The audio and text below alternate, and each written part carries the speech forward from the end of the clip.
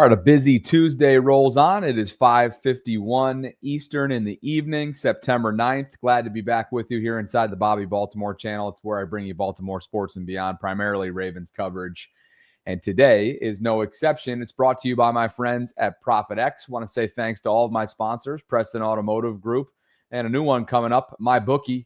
Later up this week, I'll tell you more about all of them in the coming days. And in this case, I'll tell you more about ProfitX in just a bit. 2 hours and 9 minutes away from yet another edition of the Ravens Collective. Jeff Zaribek, Cole Jackson, and myself.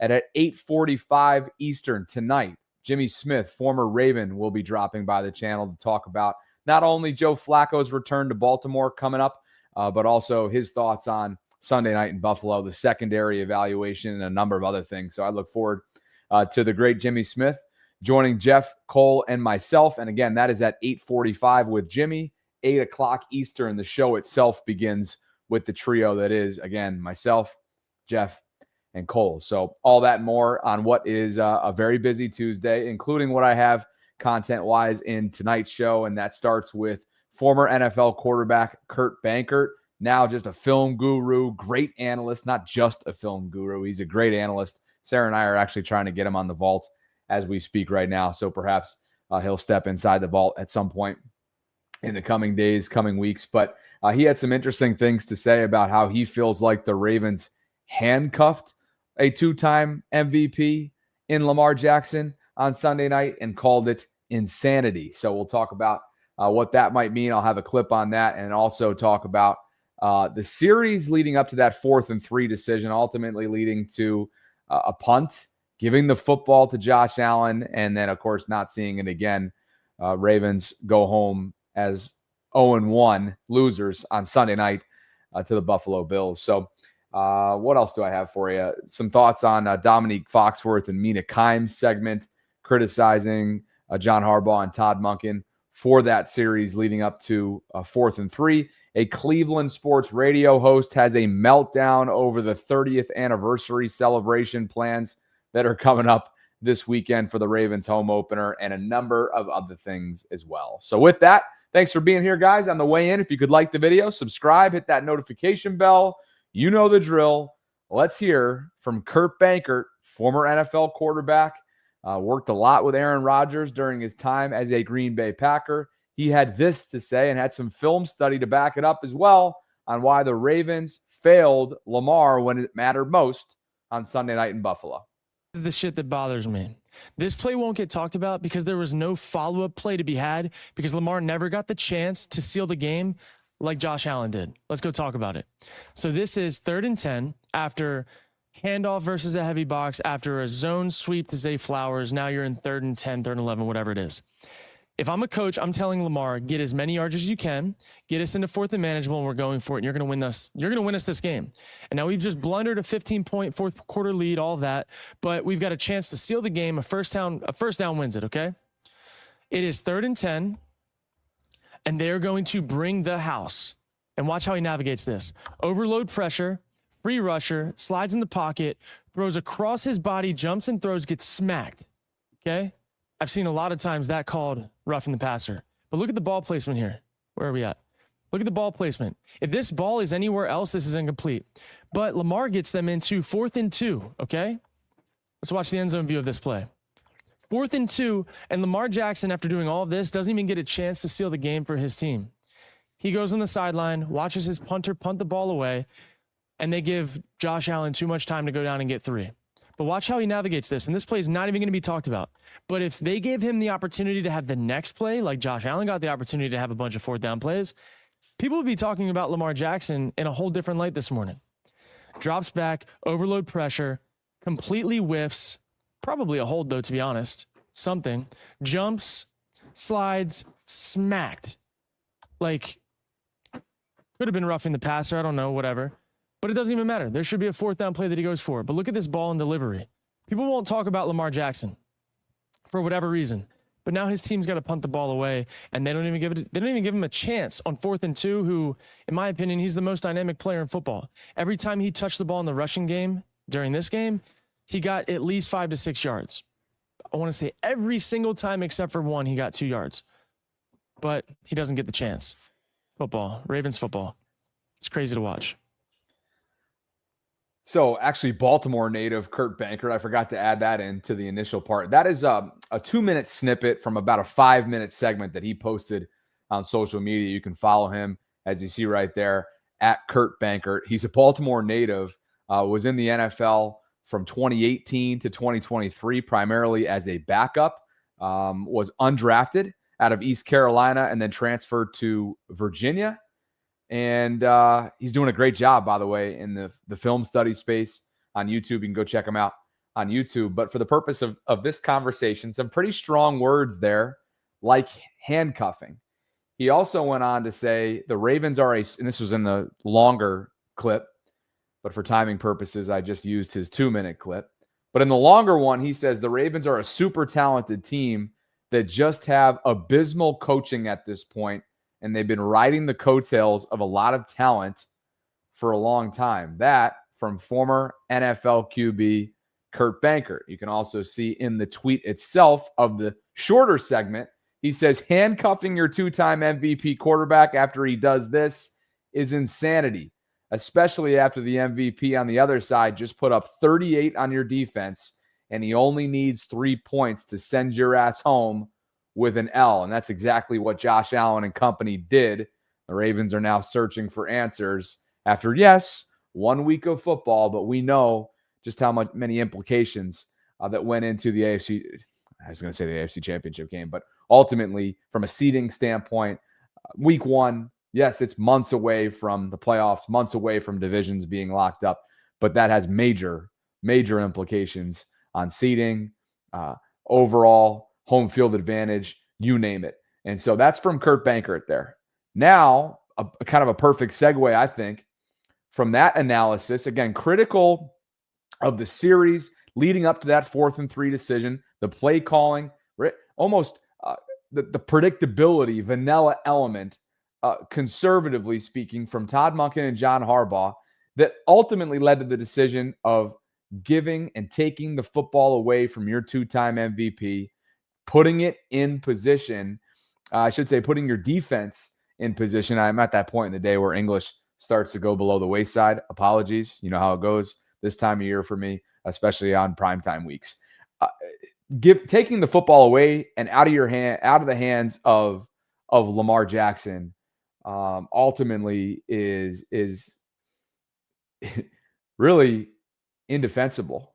You know, it's almost unforgivable, knowing the way your defense was reeling. It wasn't like Zach Orr's group was putting together, a 4-quarter performance of reliability and dominance. No, they were reeling. Matter of fact, I've been texting with a former Raven within the last hour or so, specifically about this defense. And I was like, hey, did that front? Oh, first of all, I said there was a non-existent 4-man rush in the 4th quarter. And he was like, for real, this is a Super Bowl champion former Raven. For real, looked gassed running that vanilla base defense. Would have been better off going cover 0. I go, yeah, did they totally seem winded to you? He goes, yes, especially Adafe. His speed was irrelevant. He had no 4th gear. Mike Green was nowhere to be seen. I go, yeah, Matabike had 5 pressures. The lone bright spot, I suppose. He goes, yeah, he played well, was double teamed a lot as well. Kyle, Nnamdi, Travis were balling. Mike Green, 101 out of 103 rated on PFF. Now, granted, he was in a rotation, but 101 of what I think is 103 outside linebackers league-wide. That was his grade from week 1, according to this former Raven. The offense, and then he went on to talk about, we're just going back and forth on a number of things. But long story short is, again, we're talking about this specific element of predictability, this vanilla way of instead of stomping on the throat once and for all, right? They allowed the game to hang in the balance and ultimately took the football away from their closer, right?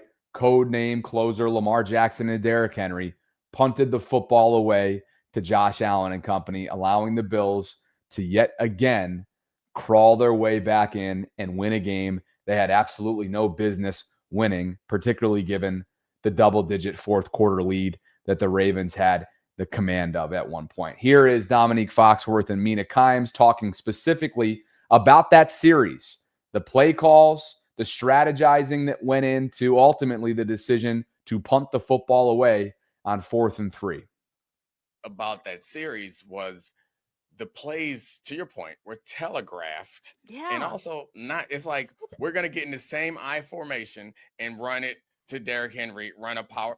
Okay, I'm not going to be mad at you. Derrick Henry's incredible. Fine, whatever. I think in that situation, play action, get Lamar on the edge, tell him to throw it if the guy's open. If he's not open, run it. Put someone else in it. Put Justice Hill. Like all game long, Todd Monken was eating their lunch with misdirection and like multiple guys in the back. So I just like, how do you turtle up? It's not running the ball. It's the predictability that bothered me. And then the sweep was an awful play call. And so, that first, the run was an issue. And then what bothered me about the jet sweep was the point of the jet sweep is, it's not even running towards those guys, which was a bad idea. But generally, like the jet sweep to me works a couple different reasons. One of them, in this situation, they stack the box. So entice them to stack the box again if you're going to jet sweep it. But they got into like a spread situation with no one on the other side too. Right. Without so that's I'm like, all right, and what you don't want to do is put your guy on the edge where he can't use the boundary because he's scared of getting pushed out to stop the clock. So I didn't like that's a good point. Those two calls because you could see as he gets over there, he's like, well, what do I do? One thing I can't do is go out of bounds. So you've cut off even more of the field in that situation. And then when you pass it, then we get to the big decision that's easy to second guess that. I mean, of course, I assume you did it at the time because I did too. 4th and 3, go for it. It's also, one of the rare situations where like the nerds and the football guys, like, we're all like, the nerds are like, every model on earth says you should go for it. Football guys are like, you have Derrick Henry and Lamar Jackson and Josh Allen is on the other side. Go for it. Like, this is not, I don't know what soul who wanted them to put there. And, and let me tell you, if they had failed, I'm totally fine with it. Totally fine with it. I would have been totally fine with it too. And now they have to live with it.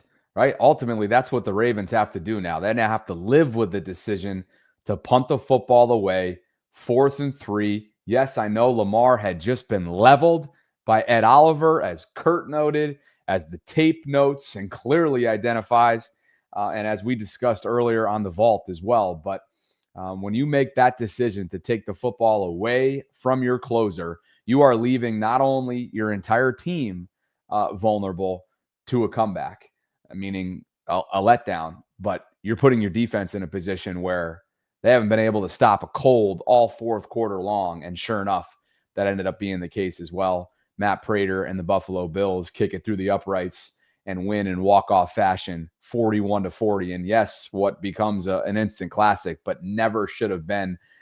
It never should have been to begin with. Now, John Harbaugh, in 2 different clips from yesterday's press conference, his day after Monday press conference, addressed the decision to punt the football away on 4th and 3, was peppered with questions throughout a 20-plus minute press conference. Here's how he handled that, just in case you missed it. You don't know exactly, because that was a long gain, so you don't know exactly what yard line so it's got to be quick. The win probability, it might have been, I'm going to say it might have been maybe 2% or 1%, something like that going for it. And you got to make the decision very quickly, and you got to say, hey, do we have a call that we really like? Do we have a call we love here? Because you got to send the punt team out or you're going to have a delay game. Or you got to send your offense out or you're not going to get the playoff. Just that fast. And, Lamar was coming off the field at that point. I could see something wasn't quite right. And so you got to get your punt team out there. And that was really it's a fast sequence of events in that moment. But then again, too, and I'm not shying away from putting our defense out there. I mean, if you get stopped on 4th and 3, did you think about punting the ball and putting your defense out there and giving them a chance to win the game? I mean, that would have been the next conversation because they'd have been in field goal range already. So I trust our defense, and I'm going to trust our defense this year in a lot of big situations because our defense is going to be really, really good. And I know there's doubt about that right now probably, but I guarantee you our defense is going to play really good football this year. Well, look, we all love a good ode of confidence and whatnot for players when you're in a position of leadership like that. But ultimately, there was a non-existent four-man rush when it comes to the defensive front. You had issues on the back end, especially with Jair Alexander giving up over 80 yards in coverage. Yes, it was his debut. Yes, I'm willing to have grace with Jair, being that he is less than a year removed from the PCL tear procedure and just over a month removed from the knee drain at the start of training camp. But ultimately, they can't afford to lag the way that they did a year ago through the first 10 weeks on the back end from a pass defense standpoint, because while they still climbed their way out of an 0-2 hole, still found a way to make the postseason, win a game, win the division, and everything else in between with just a historic statistical campaign from Lamar Jackson and that offensive attack, that had major ripple. I mean, it was a ripple effect off those first 10 weeks of struggle off that 0-2 start, right? That affects seeding. That affects the way that you handle business down the stretch. Home field advantage, you only end up playing one postseason game at home at your place. Then you got to go to Buffalo in January. You don't want to relive that. And so if they don't get this cleaned up, and I get it, man, this could be absolutely a rematch, or I should say a preview of this year's AFC Championship game between these two. Could very well be. But that's also neither here nor there if they're going to not be able to get their stuff together from a defensive perspective quickly. Here's another clip from yesterday. John Harbaugh speaking about, again, the 4th and 3 decision that we're all looking at 48 hours later. The balance is, do I really think we have a really good chance to get it? Because if we get it, we win the game. If we don't get it, they're in field goal range. So I think, as I just explained, all those things that kind of went down in that sequence, you can understand where it's like, what are our chances of getting that right here? I mean, Lamar's coming off the field. Something's not right. It's 4th and 3. Do we have a really good call? And the time clock's kicking out. Do I want to call timeout and burn that timeout? Or do I want to have that timeout? Maybe you burn the timeout right there. In that moment, 4th and 3, put our defense out there, think we can get a stop, get a good punt, pin it on. Do we love the punt? Don't love it, So all the things that happen after that are just things that happen. And you got to do the best you can in a very short period of time. So, no, I don't think you could sit there and say, you can say, well, I should have been more aggressive, but I don't think you can definitively say that's the right thing either. You can't really say that for sure. Because it could have you could make that choice and could easily be having the conversation the other way here. That's just the way it works. If your gut had told you we have to go for this, would you have had to call a timeout, do you think, because yes, I would have definitely had to call a timeout to get the play up and do it. Would have definitely had to. And I'm not saying you couldn't have done that. We could have done that. But in that moment, it didn't seem like the right thing. All right, that's my last clip from yesterday's press conference, because ultimately tomorrow's Wednesday. It's an install day for week 2 for NFL teams across the league. And obviously it's a turning of the page to week 2, which will be the Cleveland Browns home opener in Baltimore, 30th anniversary celebration of franchise inception and everything else in between. So one more clip, not from Harbaugh, but from Marcus Spears and the Monday Night Football set countdown crew. This was last night. And Marcus Spears had a few things to say about the ultimate decision that was made, again, to take the football away from your MVP closer. Plays don't have to be conservative because you have the ultimate weapon at quarterback. We just saw it. Yeah, 100%. Let's put somebody in a quandary. Let's make you make a decision. Do I take the dive? Am I getting the quarterback? Who has to be accountable? Where's my assignment? They didn't do any of that. Nothing. They said we're going to line up and we're going to hand the ball off to Derrick Henry and we're going to make you call your timeout. Todd Monken tucked his whistle. And he didn't say, let's go get it. And in 4-minute drill, those safeties are down there. To get the numbers right, you have the greatest player in the NFL to make the numbers right. Yep. Because Lamar can run like that. Why are you not, on the first 2 plays, making him a threat? It was mind-blowing. My best friend Jamar sent me a picture of his son playing Pee-wee football. You know what the coach did? What? He got his ass in 5 wides, and the quarterback ran for 900 yards in this Pee-wee football game. You go condensed formation, and you got Lamar Jackson back there. To your point, Todd Monken swallowing his whistle or whatever the hell he was thinking, Find this man some space pre-snap and live and die if you don't get it by Lamar Jackson taking care of the football and trying to go make a play for 3 yards. Live and die, and they chose to die by handing the football back off to Josh Allen. It's in the history books now. Ravens are 0-1. Bills are 1-0. We'll see if that first place schedule continues to challenge the Ravens, but you got a very winnable game, at least on paper. Coming up this weekend, it's week 2 against the Cleveland Browns, and I will talk about that game in just a bit because it's already garnering some attention in the Twitter sphere, and the Browns apparently are all upset. Maybe not the team itself, but a Cleveland radio host is very upset that the Ravens have chosen week 2, their home opener, to celebrate the 30th franchise anniversary since its inception. Oh, you're going to want to stay tuned for this one right here because it was an epic rant in the radio space. But first, appreciate you guys for being with me today. Please like the video on your way in. Subscribe to the channel if you haven't already done so. Hit that notification bell and consider hopping on the Profit X bandwagon with me this season. It's my go-to for season-long plays and player props, and it's America's #1 sports prediction market where you win real money predicting sports in 40-plus states. You can see them all that are available to you right now, highlighted in turquoise. That includes Florida, where I'm at this season. That also includes Maryland. Take your pick. You name it. Texas, I know Taurus is down south.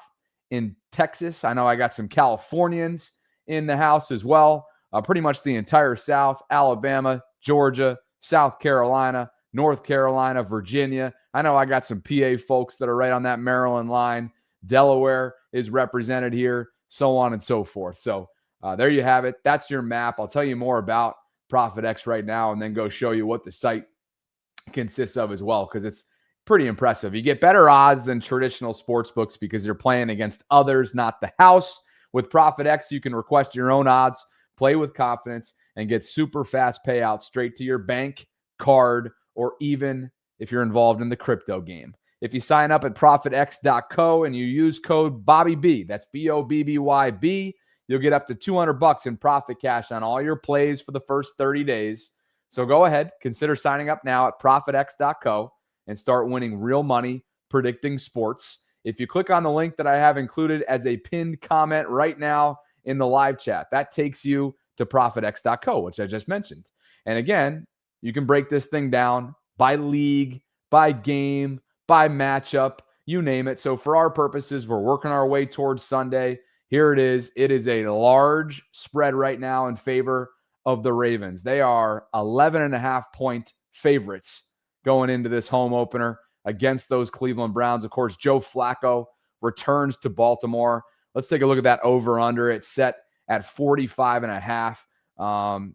And we know that this is a team that beat the Ravens once. They split their regular season series last year. I'm sure Kyle Hamilton doesn't forget what he probably would have made, typically makes 99 times out of 100. The would-be interception that he dropped from Jameis Winston in the fourth quarter in the waning moments last year in one of those matchups. So anyway, 1 o'clock kickoff coming up on Sunday. Ravens-Browns. Continued thanks to Profit X for sponsoring this episode all football season long. And if you guys haven't already done so, go check them out at profitx.co. And again, if you use code BobbyB, that's promo code BobbyB, you'll get up to $200 in profit cash on all your plays for the first 30 days. Continuing on here, let's chat about this Cleveland sports radio host. I think you guys are going to tee off on this one. And I'll tell you what, this host, Baskin and Phelps, and let me get his full name for you just so that we have a name to the face that you see up on the screen right now. Man, he did not whatsoever hold back at all on the Ravens. Andy Baskin, you can follow him or mention him, go easy, at Andy_Baskin. He is of the generation that I think is probably still sour about everything that went down years and years and years ago. At Andy_Baskin. He is on 92.3 The Fan in Cleveland, weekdays from 10 to 2. And he had this to say about the Ravens' decision to celebrate their 30th anniversary since the franchise inception, coming up on Sunday, which is their home opener against the Cleveland Browns. It's kind of horse, that they're doing this against the Browns. I understand that they probably wanted to do it in their season opener, and I get that. But, did you really have to pick the Cleveland game to do this? You want to talk about just like poking the bear on something. And the problem I have with the whole thing is that I care, people my age care, anyone that rooted for the Browns more than 30 years ago cares. I just think it's a real move on the Ravens to do this against the Browns. I just think tacky is like the word I'm trying to use. I can't be alone in the way I feel about the fact that what a bunch of clowns the Ravens are. Yes, good organization. Yes, we love Ozzie, but for what he did in Cleveland. But did they really have to pick this game to celebrate their 30th season? That's a giant middle finger to all of you. I'm sorry, Jeff. It bothers me. That's just classless. You couldn't have picked any other game. No, let's do the game against Cleveland. Andy Baskin, boy, he did not seem too pleased about this. And again, for those of you who are new, maybe to Ravens fandom, maybe you weren't born in 1995, but of course, late and great Art Modell made his decision to move his franchise to Baltimore from Cleveland, became known as the Baltimore Ravens. The inception season, of course, was 1996. And I think we know that Cleveland and some in the generation that Andy finds himself in, I'm guessing he's maybe in his, late 50s, early 60s. I'm just taking a guess there. Still remain very bitter about Mr. Modell's decision to do so. So much so, I have seen over the years Pro Football Hall of Fame voters that are based in the Cleveland area refuse when Art comes up in that discussion every year to vote him in as what is the category for owners? Is it just I can't remember what the specific category is for Canton and for Pro Football Hall of Fame candidacy. But literally, they will not vote for Art Modell when he's been up for consideration in years past due to this, almost like a bitter taste in their mouth. Contributors, thank you, Clinton. Thank you. And so, look, I get it. Well, I don't get it, actually. I'm trying to empathize with somebody like Andy who clearly had his fandom and heart ripped out of him, I guess. But this is just sort of a meltdown that comes across as a little childish, a little bitter, and a little bit over the top. And so it all stems from, again, the Ravens' decision coming up on Sunday where they are 10.5-point favorites, as we just discussed, against the Browns. It's their home opener for the 25 season, and they are deciding to celebrate not only their 30th anniversary, but also they're going to have some Ravens legends in the building like Ozzie Newsome. And, of course, Ozzie has his fair share of fandom and lore from his time with Cleveland.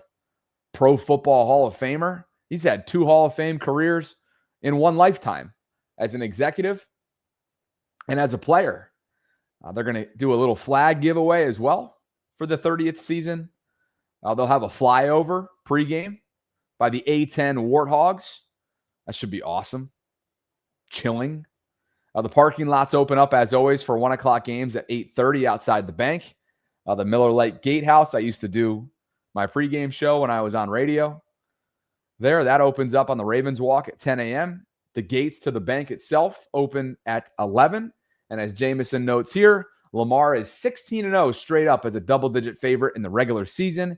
He's 10-5-1 against the spread when favored by 10 or more points. So certainly you expect he and the Ravens to get it done coming up on Sunday against these Cleveland Browns.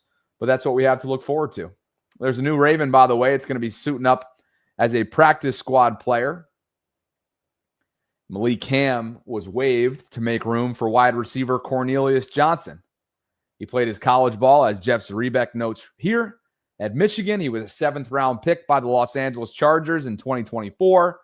and was released by the Green Bay Packers earlier this summer as a part of their 53-man roster final cuts. So Jeff Zrebiec was all over this. Malik Ham is waived.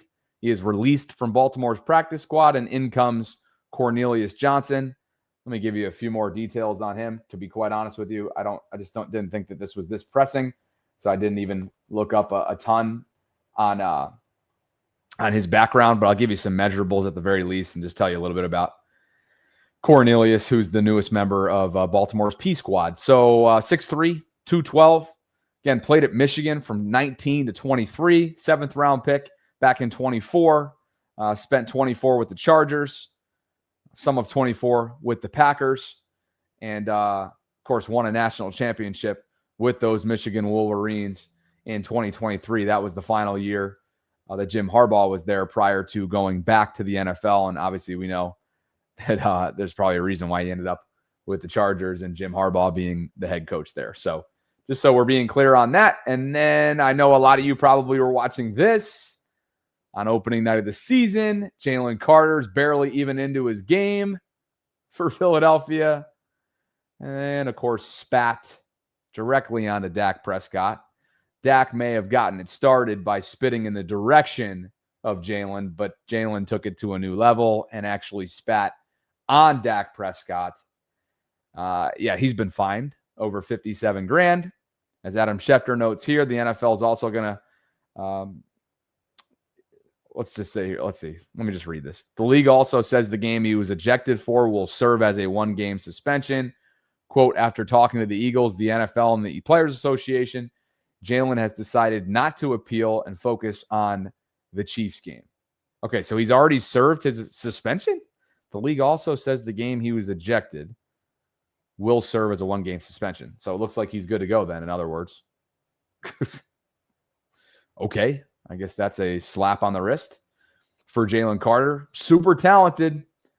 In Philadelphia, obviously littered with talent. They just brought in Zadarius Smith at the end of last week. And we know what they are defensively in the trenches, man, on both sides of the ball. They are just such a problem.